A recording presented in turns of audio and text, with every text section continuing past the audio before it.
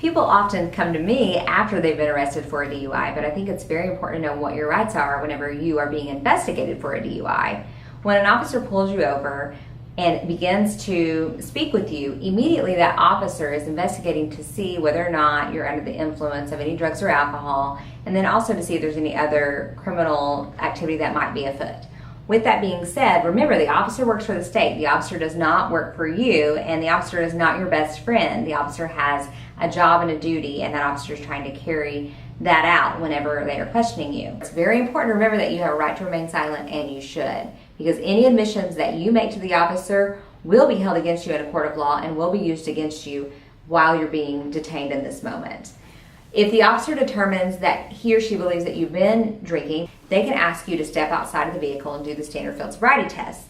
It is your decision whether or not you do the state standard field sobriety test. After the standard field sobriety test, the officer has an obligation to offer you to take the state's breath test or the state's blood test. The state's breath test is usually offered to people who have been driving under the influence of alcohol, and the state's blood test is usually offered to people who are presumed to be driving under the influence of drugs. Again, it will be your right to choose whether or not you would like to take the state's breath test or the state's blood test, and that will have implications in both criminal court and with your Department of Public Safety case.